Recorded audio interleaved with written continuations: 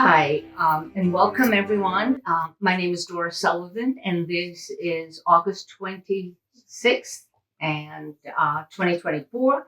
And I am here with our archivist from the museum, Laura Smith, and we are interviewing for the Cape Charles Museum my dear friends, Bruce and Carol Evans.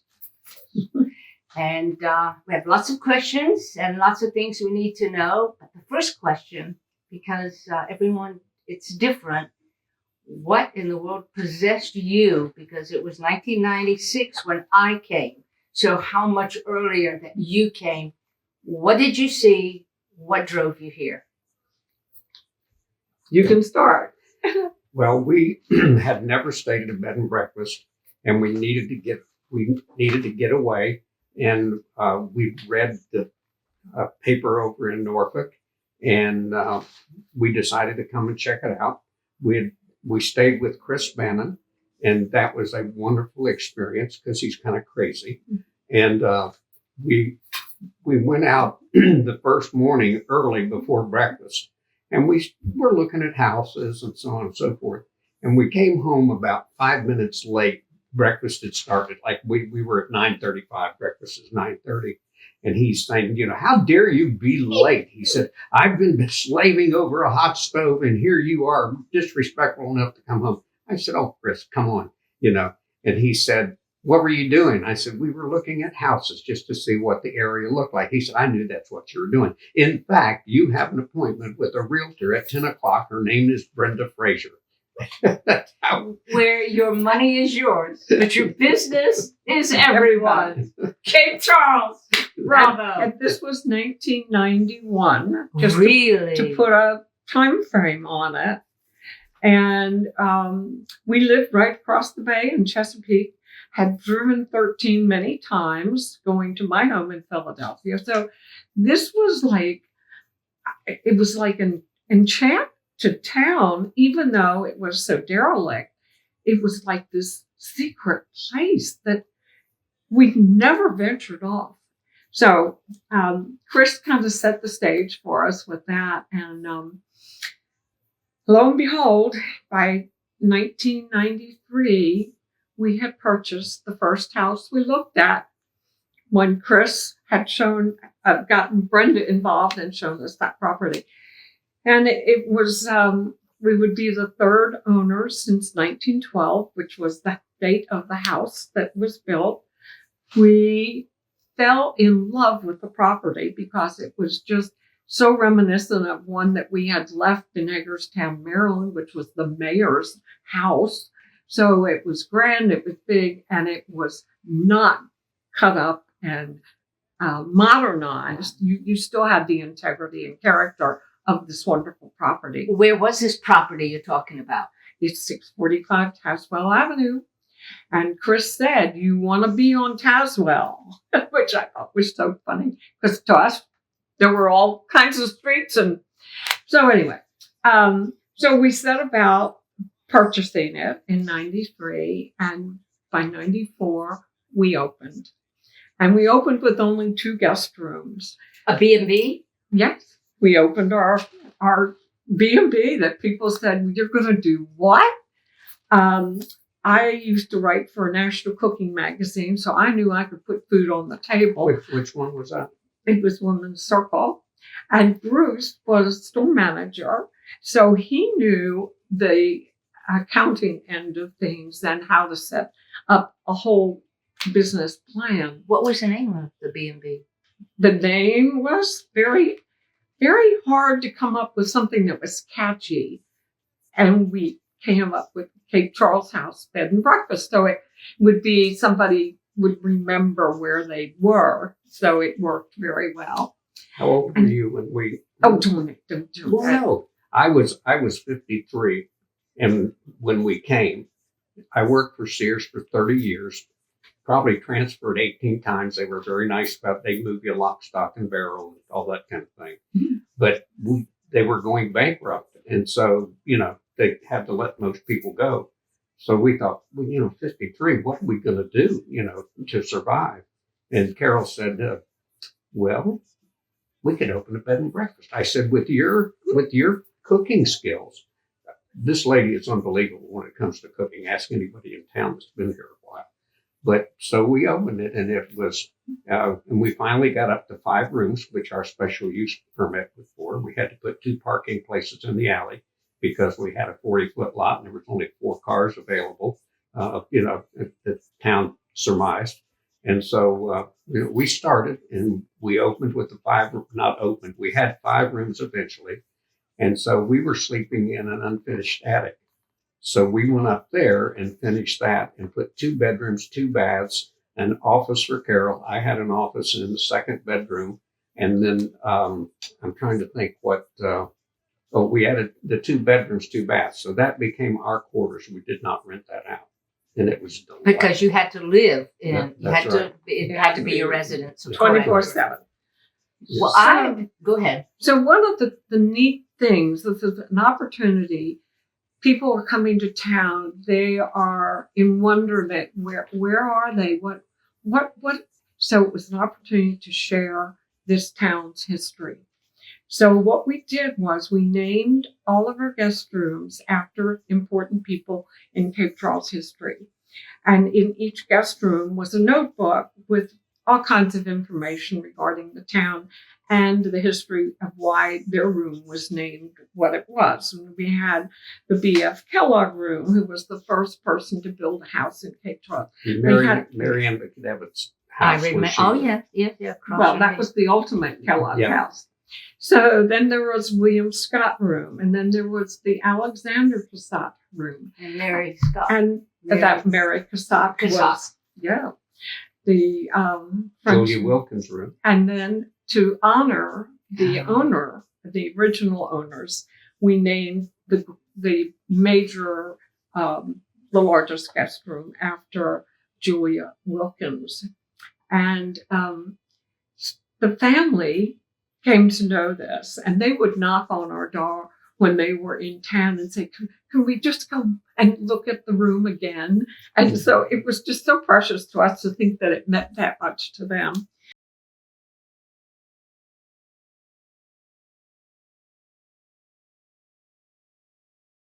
So the important part was not only providing accommodations for people, but it was sharing the story of this amazing town that we were initially captivated. People will say, oh my goodness, it was so run down. How did you? Oh no. There was so much here that you knew was going to be just not explosive, but beautifully done. And to share the names of the streets, and that east to west was the Virginia Statesman, and then north to south were the fruits, and then they would say fruity statesman. No. Maybe. No. So anyway. All except the last street, Harbor. And that was filled in and developed. It was like a swamp. That was the added. Yeah. Yes. Sea Cottage edition. Sea Cottage edition. 1912, I believe. 1912. Really? I think so. Well, I have a question because my husband and I moved here in 96, and we knew absolutely everybody. I will never forget Mike and Michael walking down the street and inviting people to their house for, I couldn't believe it. Total strangers. But there were events, the events that were crazy. We came home from Europe one year, so we would not miss this thing called the Harbor Party, Applaud the Sun. Oh my gosh, it was everything. How many of us were there? Well, we were definitely. Well, I'll tell you how it started. I was president of the chamber, and we were looking for a way to incorporate applauding the sun. We had just been down to the Keys, and they have this amazing event every evening to applaud the sun. We're looking out west here on our beaches, and so we could applaud the sun. And as a small money-making project for the chamber, $5 a person. And we had people all the way up from Accomack coming down for this Saturday night event, Applaud the Sun parties. And now to look at the property and to know it has a whole nother life, It's pretty amazing to think that we started with this property and drew people to it, and that was going to become the embellishment of what is now there as the shanty. And yes, exactly. But after that came, there were two other amazing events that you did not want to miss. And they were the Progressive Dinner Tour. You've got to tell everyone about that. And then the Renovators Ball. Oh my goodness. Well, before you go to that, I Yes. want to also, because they're in the same event space, we did Blessing of the Fleet. And Harry Crandall, bless his heart, the pastor or the priest up in Hungers, became such a good friend. And we said, Harry, would you officiate if we did this? And he said, oh, count me in. And he did this wonderful event honoring those lost at sea, as well as those working on the water. And I did not know this, but we are the only place in the world that call our people that work on the water watermen. We are the only. They don't know this in New Jersey, than where they harvest clams and where they fish and that kind of thing. They do scallops. We are the only place in the world that call our people who work on the water watermen. The thing that we noticed is that the watermen that were actually working the water were just extremely friendly. They loved what they were doing, obviously, but occasionally you get one to really talk about it. And, but what a lovely set of people, really. Yeah. So it was an opportunity to honor them. Then, and this again is chamber. What chamber are we talking about? This was, which is unfortunately now defunct, this was called the Cape Charles, Northampton County Chamber of Commerce. Eventually, because it was a little political, anyway, we had to rename ourselves, and we renamed ourselves Northampton County Cape Charles Chamber of Commerce. The county wanted more recognition than Cape Charles. But we had monthly meetings, and at every meeting, we invited somebody within our community to come and speak about whatever it was that they did or whatever they could share in the way of information. So it was a great opportunity to have dinner in one of our restaurants. And at times we had, maybe 50, 70 people show up. We would go all the way up the road to Little Italy at times, and then the trawler. We've even been that far. So they encompassed a lot of our community. You asked about the holiday tour, and there was a nucleus of us who got together and said, you know what? These houses are so remarkable. If we could just do like a holiday tour, and found out that there was one in Snow Hill, right up the road, Snow Hill, Maryland, and there was one south of here in, can't think of it anyway, it was in North Carolina. So we all carpooled with, it must have been 12 of us who got together and wanted to see if this was something we could do. We came back from both of those and were just so ecstatic. We knew we could do it better. And they were all exceptional, but we knew we could do it better. And not only did this nucleus of people come together and decide how they were going to do it, but we also got the Rotary, we got the Robotics Club in the high school, we got different entities, also the Palace Theater and so it wasn't just something that a group of ladies decided to do. It was something that everybody was on. Wasn't the Coast Guard involved?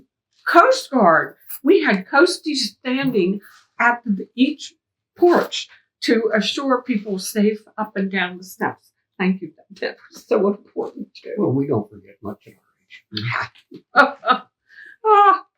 So that went on for 20 years. And those buses would come into town and everyone would close early because we had to all get there to help. That's right. Yeah. And these tickets were sold probably by midsummer. And it was a bus company in Virginia Beach who would bring 2 busloads of people over. And it was just an amazing time where everybody was on the same page and we wanted to make it the best. And so it became a great walking tour. We had luminaries lighting the path for the whole tour. And the whole beachfront had luminaries. And then we got Greg and Laura Losi to head up, and we had a lighted boat parade that you would pass by when you drove or when you were walking the path. Something else just came to mind and I've lost it anyway. So that was the holiday tour. After 20 years, I said, guys, I have done this for 20 years and I'm really ready to hand it over. Who would like to do this? Nobody. No one stepped up to the plate. So, but we ended up, all of our B&Bs were full for that weekend, and it was, of course, off season, so it was a wonderful way to just get re-energized right before Christmas. So, initially, the dinner was held at the church right down here. Oh, I left out a very important component. This was a progressive dinner. I know. Holiday tour. And for 3 years, I headed up all the food, we got committees together and made the food now we're talking about between 200 and 300 people at each location. I woke up in the middle of the night and I thought, there's a better way to do this. We're going to ask the restaurants to take one of the locations and they would shine with their food product. We would pay for their food, but they would actually do the prepping and the presentation.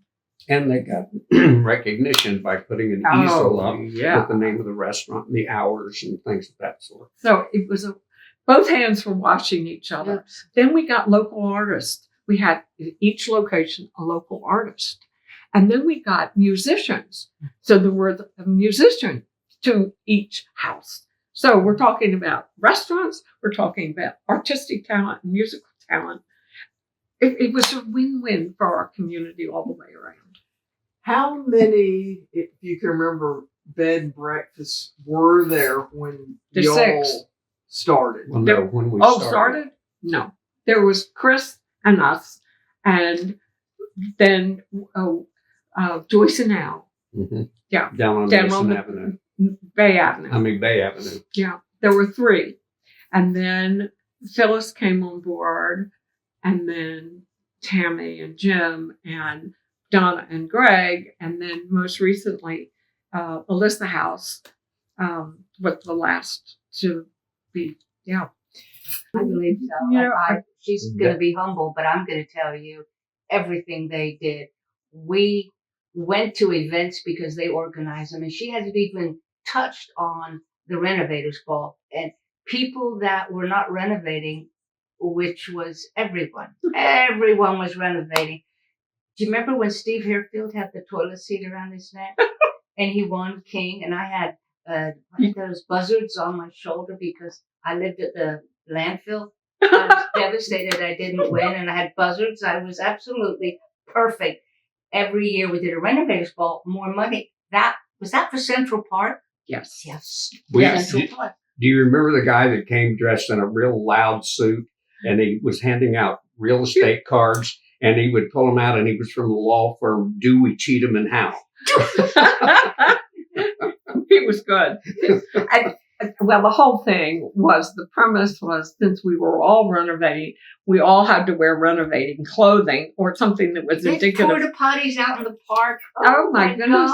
Yeah. And then we had races where there were wheelbarrows, and you had to put a person in the wheelbarrow and get them to a point and back again. I mean, stupid stuff, but nobody would miss it. Nobody. It was just one of those funky things. It was wonderful. Yeah. It was wonderful. It was the best time. It was so much fun. So there was a group of us who looked at this chain link fence surrounding our high school football field. And we said, this is, of all the things, this is the one thing in town that it really bothers us to think there's this beautiful space and it is so derelict.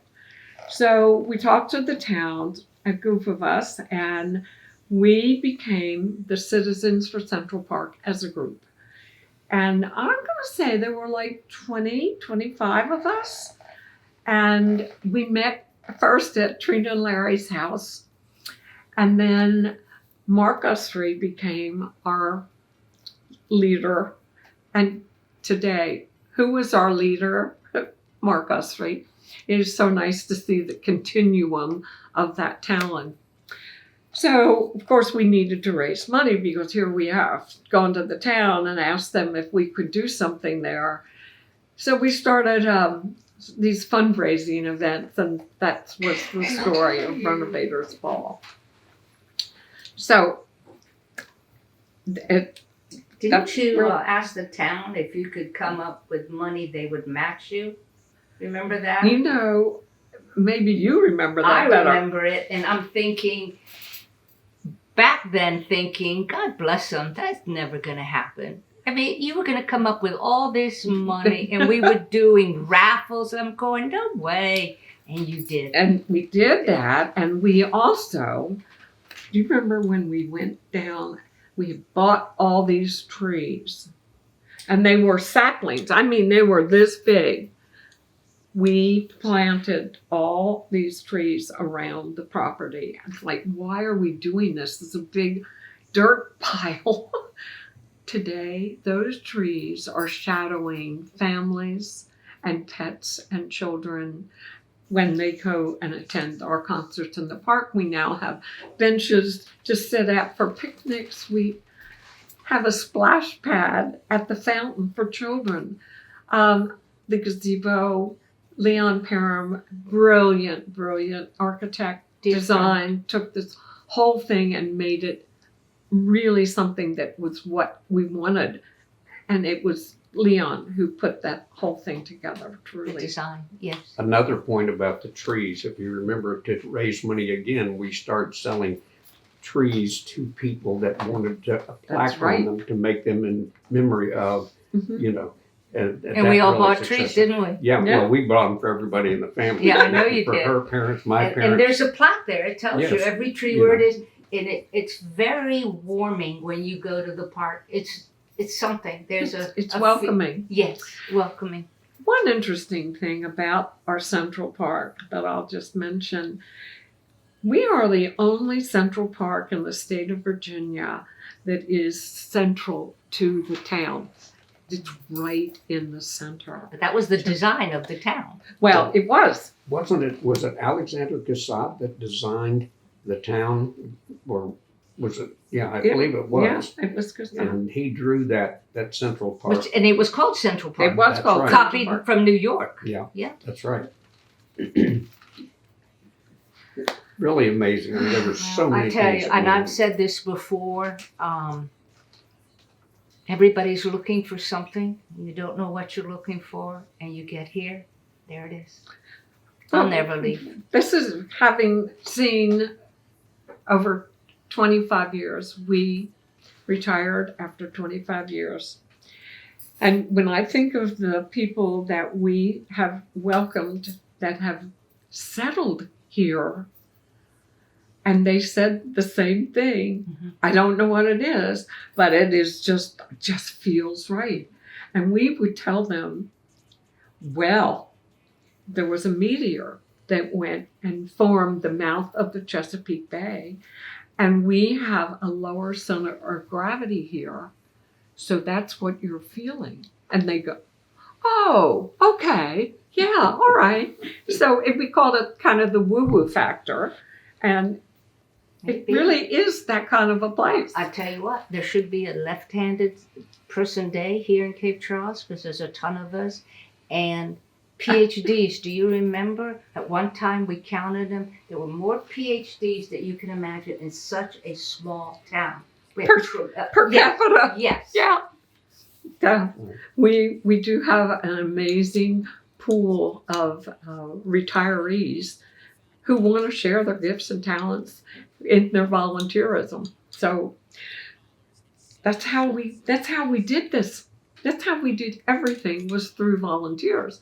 And How a true. potluck was everybody, let's get together. Okay, Saturday night we'll get together and we're going to have a baked potato party. We're going to make the potatoes. You all bring the toppings, okay? And you're going to bring, oh, that worked. So that was our fall plan. In the spring, we had salad parties. And we made a great big bowl of all beautiful salad greens.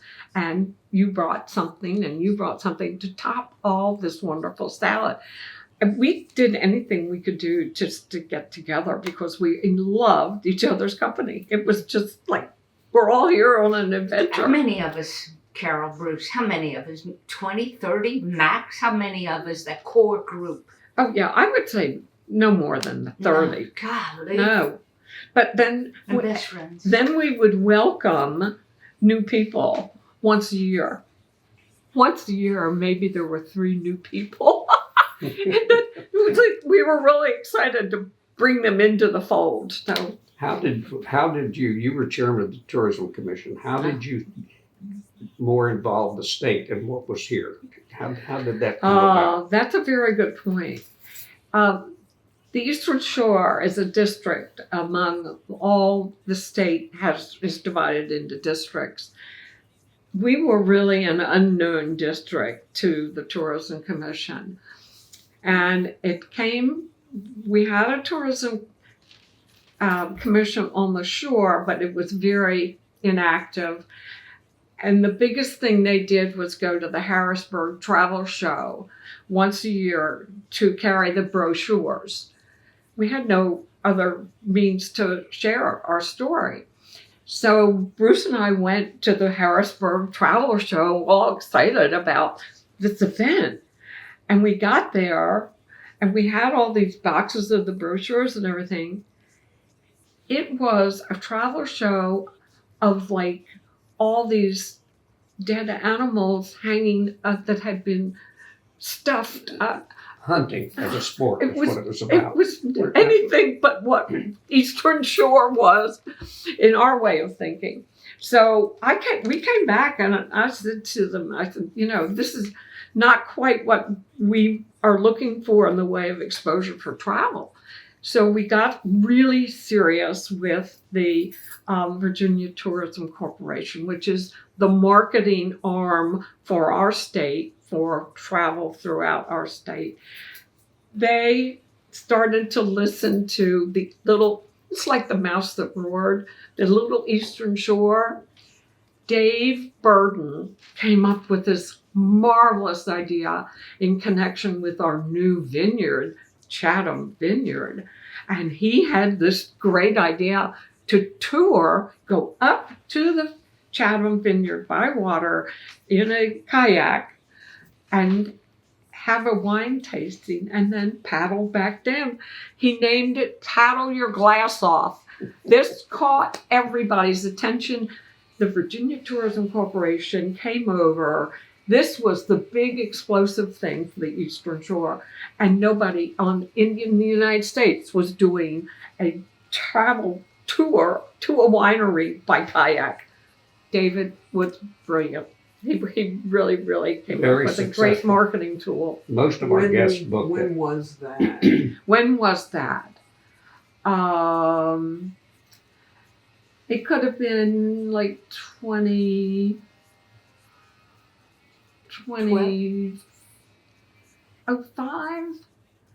David would know. But he's the one who He's the really story. came up with. So what did the B&Bs do? Hey, we built weekend around this whole event.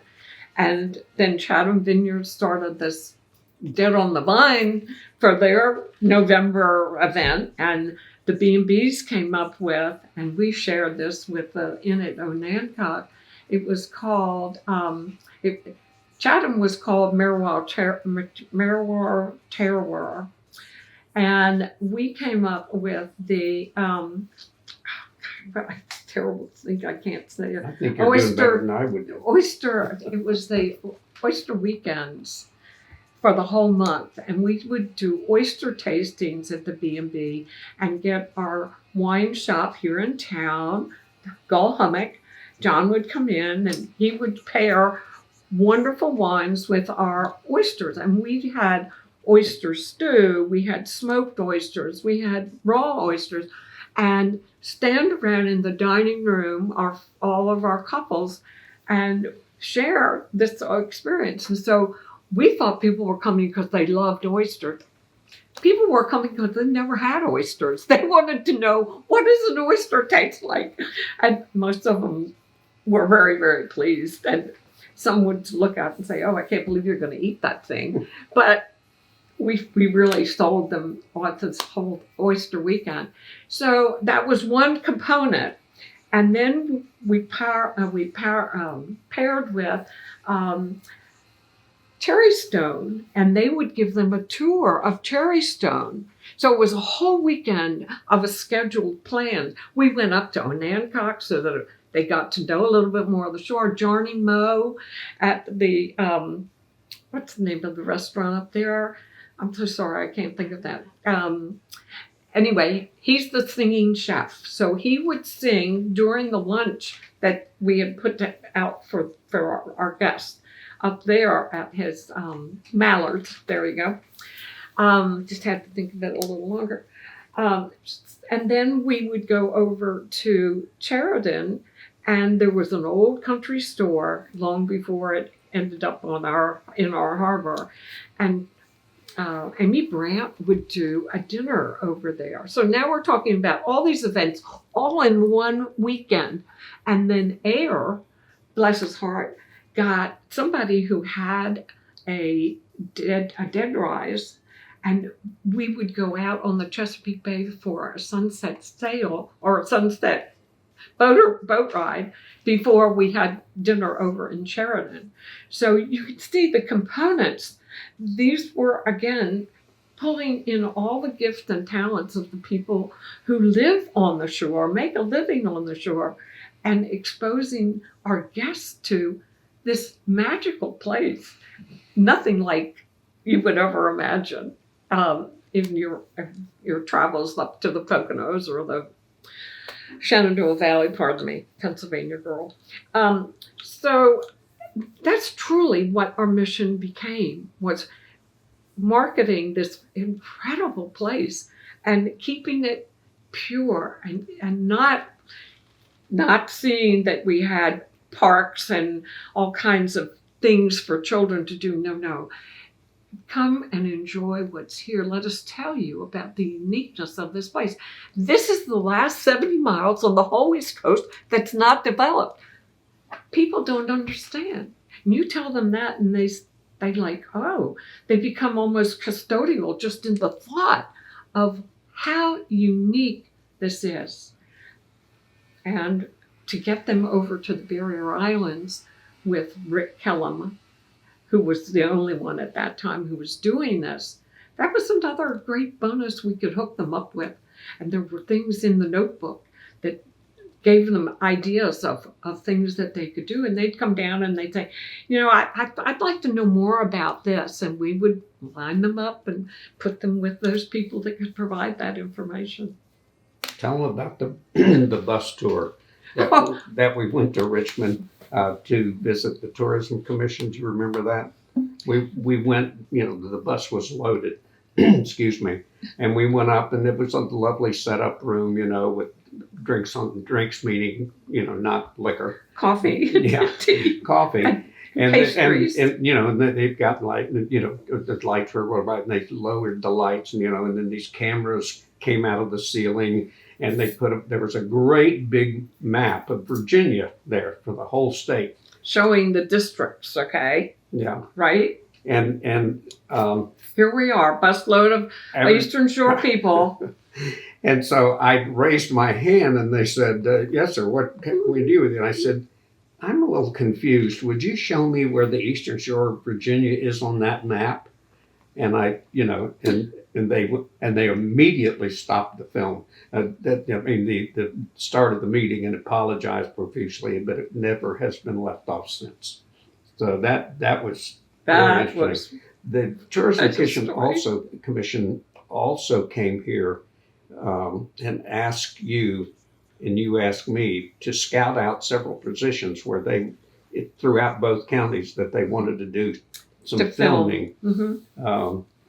Andy Edmonds, who has a house here in Cape Charles, is with the Virginia Tourism Corporation. And we're such a prime place for film. And Andy had talked to Rita McClenny, who was at that time head of the film office. She's now our executive director of the Virginia Tourism Corporation.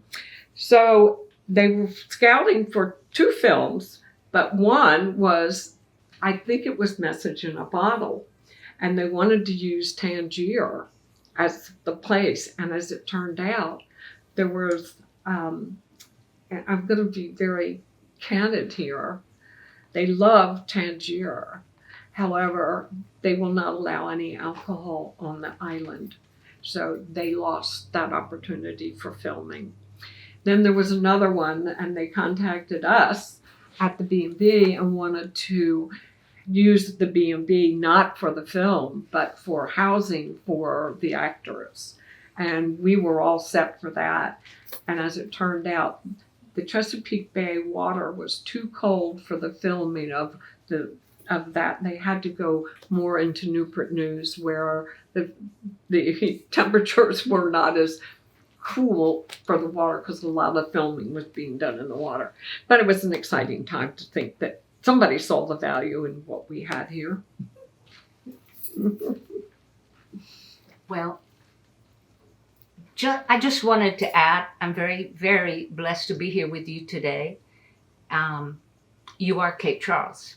You're everything that we discovered, everything we did, everything we learned, everything we became was because of you, Carol and Bruce. I know that we can say that. Say thank you. Well, I think that impressed us, other than the architecture and stuff, was the genuineness of the people on the shore.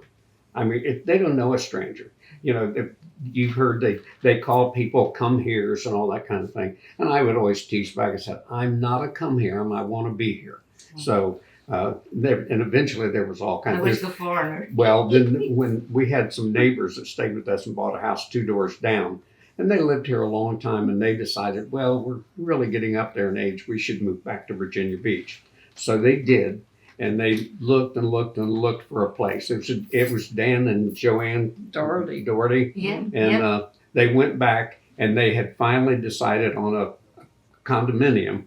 And so they went to look at it the last time, and Joanne broke out crying, And so he said, "What's the matter?" And she said, "I'm going to go back to Cape Charles." They all come back. Well, they did. Yeah, they did. But we started calling them the bee-backers. and there was more than them eventually. It's people that so moved out. So there's the bee-backers, there are the wannabes, and the come-heres. And at one time, we had a great couple from Charlottesville buy a vacation home here, and they became so involved. They loved the shore, and so they had T-shirts made that said, I am a come here. And it's like, we got our names because people were buying these and wearing them. And then the T-shirt was made. Yes, there's a map of Virginia, and there's a star right where the Eastern Shore is, and it's, yes, Virginia, there is an Eastern Shore. So they got some good laughs out of what people were laughing at us, and we were laughing along with them. So it was fun. Okay, so this nucleus of people for the Historical Society, of which we were, of course, very involved in, somebody whispered that there was a movie made in Cape Charles. And it's like, oh my gosh, why don't we know this? So I want to say it was Marianne Narr and probably the Neville boys that put their minds together to find this movie, and they found it, but it was in London. It's like, wait a minute, this was made in Cape Charles, wasn't doing in London. So they pursued it and found out that we could get a copy of it. However, it did not have the last reel. So we got hold of it and had a viewing of the committee for the Historical Society and realized this is amazing because it was such a period piece. And what was it about? It was called The Clam Digger's Daughter, and it was about poaching the clam beds and trying to put some type of law enforcement into that event that people were suffering from losing their economy. So we thought, you know what? We want to share this. Let's go ahead and show it down at the Palace Theater. And somebody else said, oh, we'll have an opening night. So in the meantime, Mary Peacock, Furlong's sister, was in D.C., and she was more connected in D.C. than here on the shore at that time in her life. And she's at a cocktail party, and she's telling somebody about, would you believe, they have finally found a film that was made in Cape Charles, Virginia, and she was going on, and somebody tapped her on the shoulder and said, excuse me, did you say a film in Cape Charles, Virginia? And she said, yeah. And this person said, I was in that film. So the story gets bigger here. Mary said, we're going to have an opening night of this film. She said, I never got to see the film. So we had a red carpet at the Palace Theater. We had a dinner at the museum, tables lined, people, we had it catered. Everybody ate dinner. We moved on to the theater and had opening night for this wonderful movie that didn't have the last reel. What happened to the last reel? The story is that the banker was also a gambler, and the director was also a gambler, and he lost the last reel in a gambling game. Now, the person, Nell Shipman, was the first female, I want to say, she was very involved with it. I don't know that she was the director. She was one of the first female, whatever she was, with the film. And she was also known for her care for animals on the set. And there were three wonderful things about her. One was that she was the first woman in film behind the camera, and her care for animals, and that she also was a part of this whole story scenario of Clam Digger's Daughter. So that's it. Now, having raised money that way, we carried on and had some other ideas for raising money for the Historical Society. One was a wine and cheese tasting. Now, this was back, like, not a lot of people were drinking wine, but we decided, we got in touch with Wendell's, and Wendell's agreed in some way, because you can't give away alcohol, that we could work with them and they would supply the wine. We went to the restaurants and said, listen, could you just put a platter together? And so we had like 4 restaurants do these beautiful platters, and then we sold tickets, and we had all the wines to taste, and we had it out in a tent under, like almost like what we're doing now with our,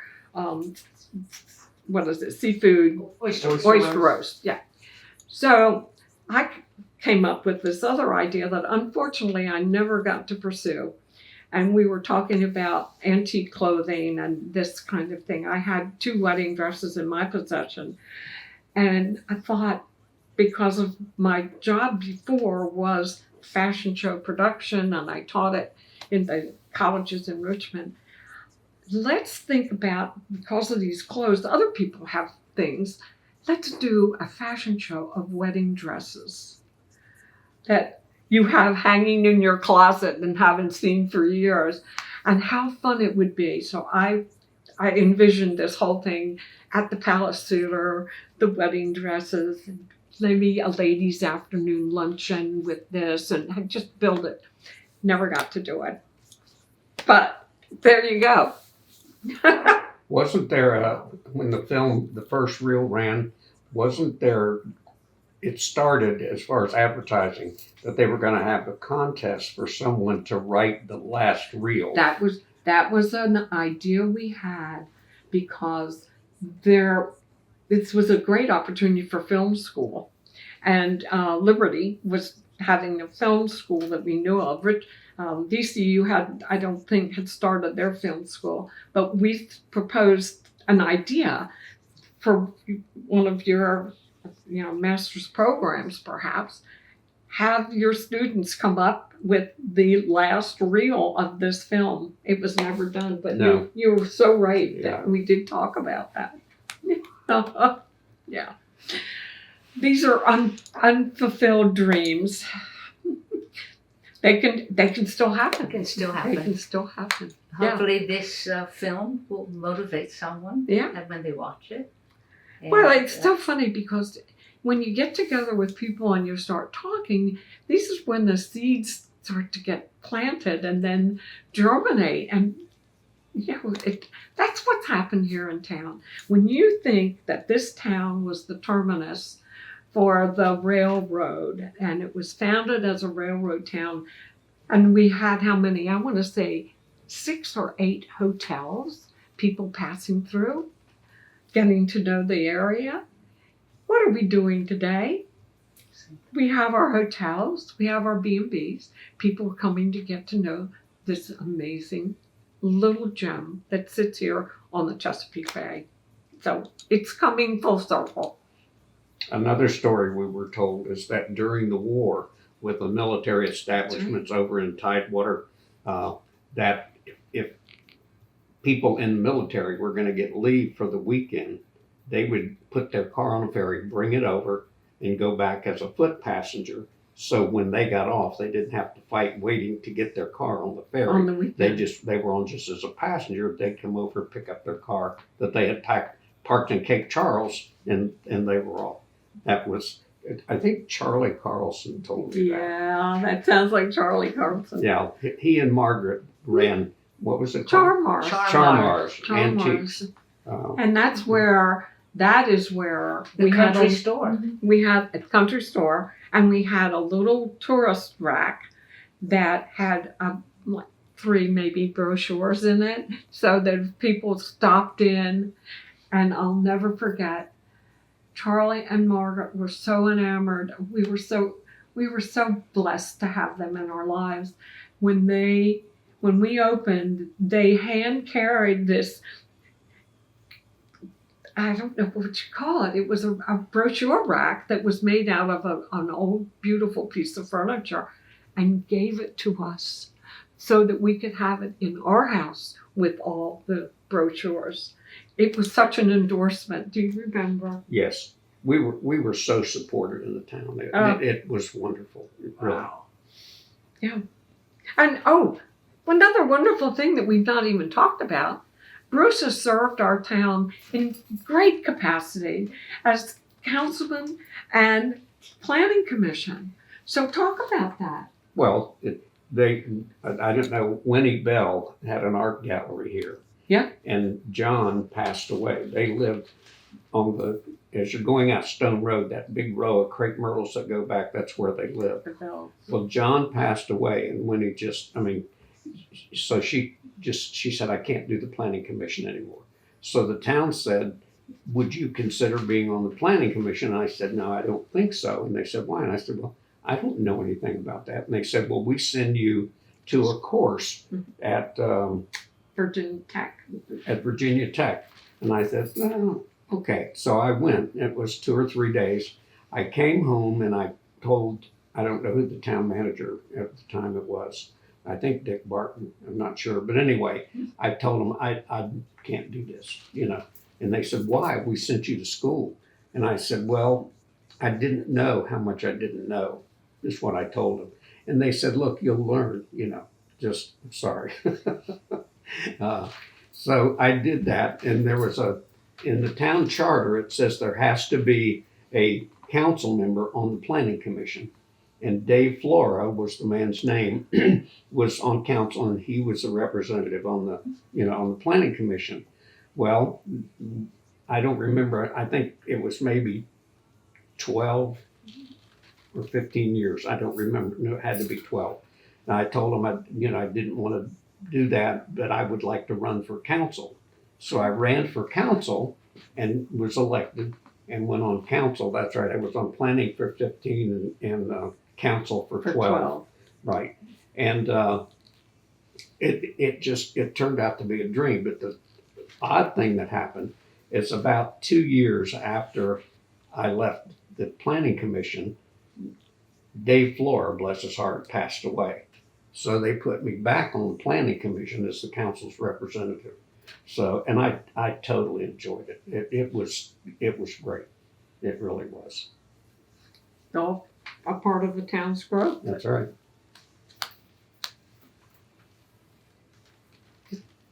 Beautiful. Is that it? I'm glad we met. Unless you want a end few it jokes right in there there, or something. You must have thrown some jokes in there. No, and No, no. it's beautiful, Laura. You Okay. can't do better than that. All right.